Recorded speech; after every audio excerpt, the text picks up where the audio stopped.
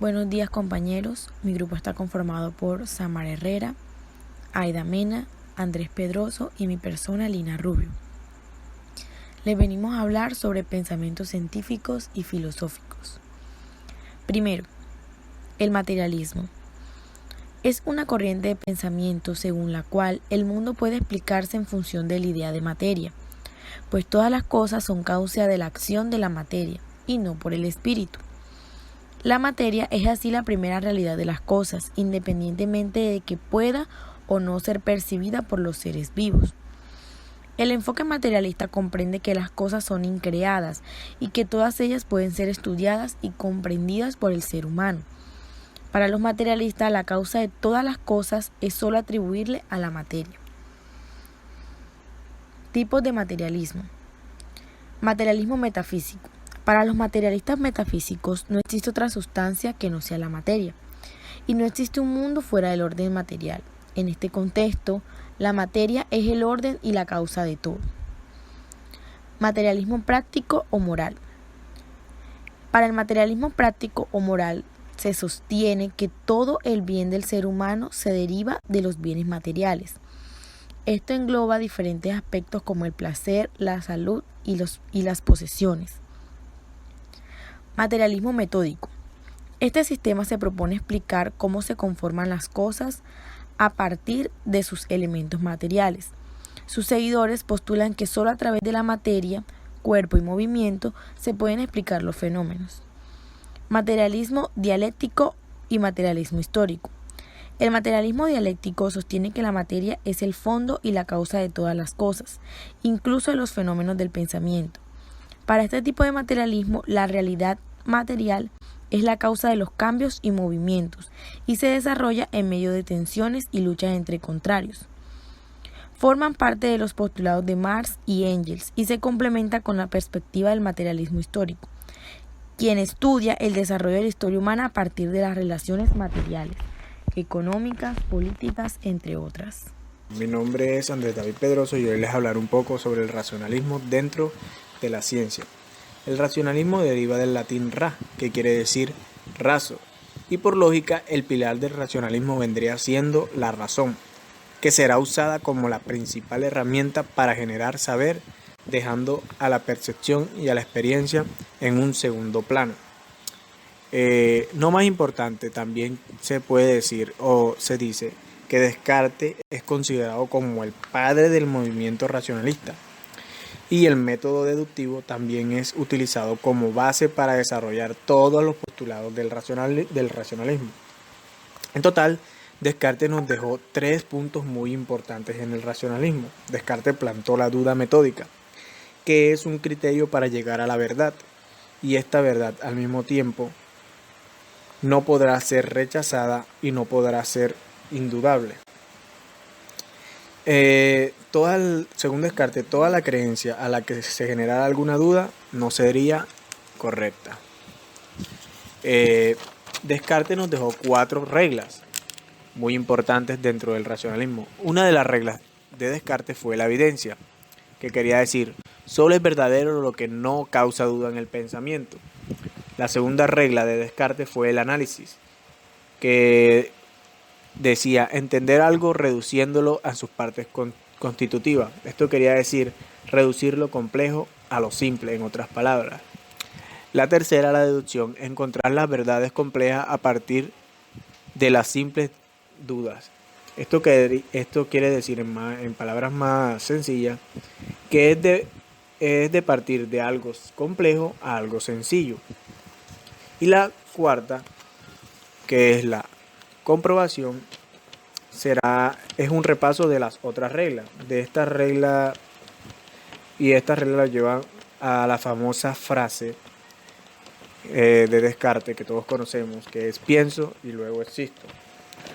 Por último, en el racionalismo se da el dualismo, que divide al hombre en 2 partes, en la parte pensante o espiritual y en la parte material. Hola, mi nombre es Samara Herrera y hoy les vengo a hablar sobre el empirismo.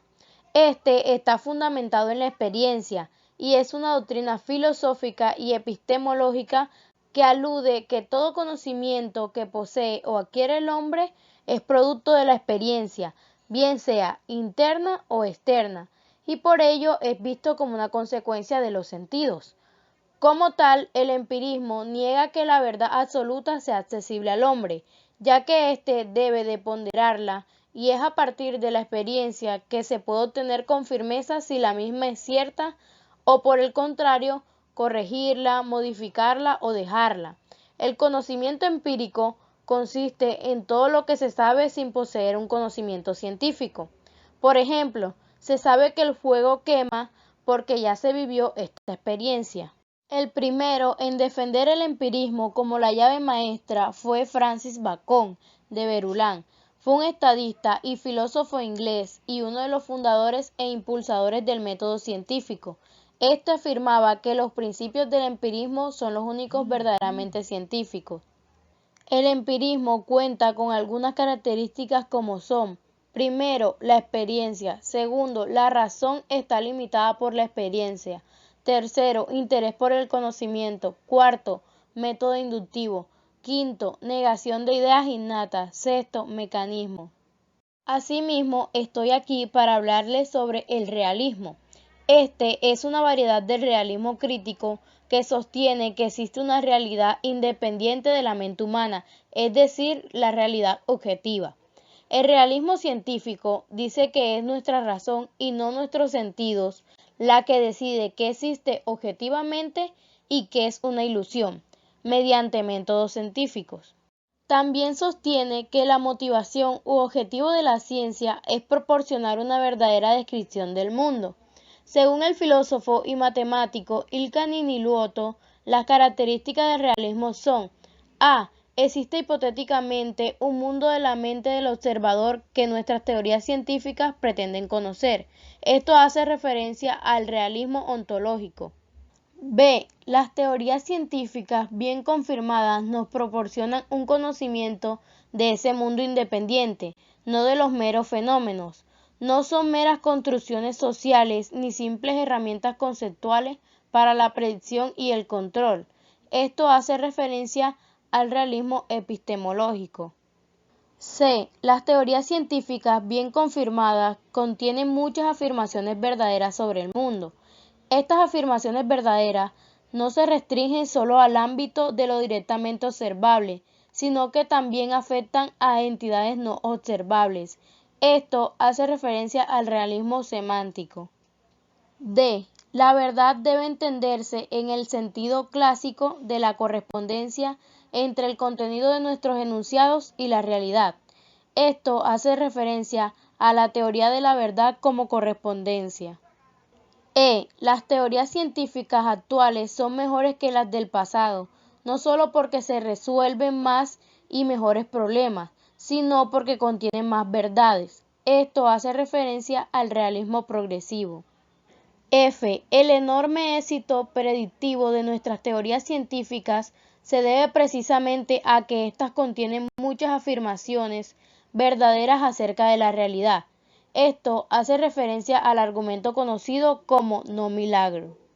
Mi nombre es Aida Mena y hoy les vengo a hablar sobre qué es el idealismo.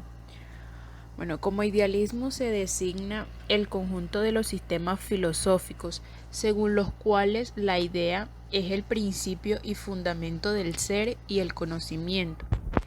Su origen se puede rastrear hasta Platón, quien consideraba que la verdadera realidad era la del mundo de las ideas, únicamente accesible para la razón. La palabra como tal se forma de las palabras ideal, que significa perteneciente o relativo a la idea, y el sufijo ismo, que indica escuela o doctrina. El idealismo es un término usado inicialmente en el siglo XVII por algunos filósofos para referirse a la filosofía de Platón, en el sentido en que afirma que la verdadera realidad la contribuyen las ideas y no las cosas materiales. Con otro significado lo utiliza Kant para referirse a su propia filosofía, a la que denomina idealismo trascendental. En este sentido, el idealismo consiste en la afirmación de que el espacio y el tiempo no tienen existencia independientemente de la subjetividad humana, de la que son formas puras a priori de la sensibilidad. Tipos de corrientes idealísticas. Se distinguen 5 tipos de corrientes idealísticas, como lo son idealismo platónico, idealismo objetivo, idealismo subjetivo, idealismo alemán e idealismo trascendental. Del idealismo trascendental se derivan el fenómeno es la manifestación directa de los sentidos, es decir, el objeto de una observación empírica. El noumeno es lo pensado que no corresponde a una percepción de los sentidos. Puede ser conocido por medio de la institución intelectual. Algunas características del idealismo pueden ser: primero, requiere del intelecto que le permite formar una idea determinada de las cosas que percibe a través de los sentidos. Segundo, la razón no se identifica con lo finito o material, sino que alcanza lo infinito, como puede ser la concepción de la existencia de Dios. Tercero, la manera de conocer la realidad, es decir, a los objetos en sí mismo, es por medio del intelecto o a través de la experiencia. Cuarto, no se conforma con lo que en apariencia perciben los sentidos, sino que está ligado a una realidad superior de la conciencia del ser. Mi nombre es Andrés David Pedroso y les hablaré un poco sobre el positivismo dentro de la ciencia. El positivismo es una corriente de pensamiento que afirma que el único pensamiento verdadero es aquel que se obtiene mediante la ciencia, en específico mediante el método científico. Uno de sus precursores fueron Seinen y Simon, franceses, eran hermanos, Agustín Comte, también francés, John Stuart Mill, un británico. Pero pocas personas sabemos que en Latinoamérica también teníamos nuestro precursor que apoyaba la filosofía positivista. Su nombre era Valentín Letelier y era un chileno, y que hasta su muerte apoyó siempre la importancia del conocimiento científico dentro del pensamiento de las personas. ¿Por qué se le llama pensamiento positivismo? Porque el conocimiento debe ser demostrado en positivo, o sea, debe demostrar que algo existe. Por lo tanto, no puede demostrarse que algo es negativo o que algo no existe. Todo debe ser en positivo o para que algo se afirme. Los positivistas afirman que cualquier disciplina que quiera ser una ciencia debe pasar por los procesos de validación por los cuales pasaron las ciencias.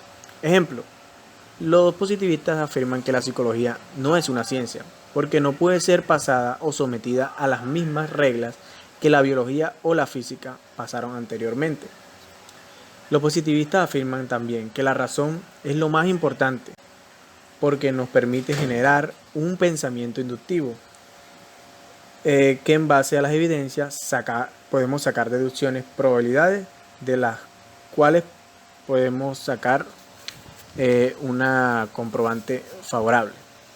Los positivistas afirman que en la humanidad hay 3 fases fundamentales dentro de la historia de la humanidad. La fase 1, la mágica. La fase mágica o infancia de la humanidad, donde la gente le otorgaba explicación mágica a los fenómenos naturales. Si caía un rayo, se decía que fue porque Zeus estaba enojado.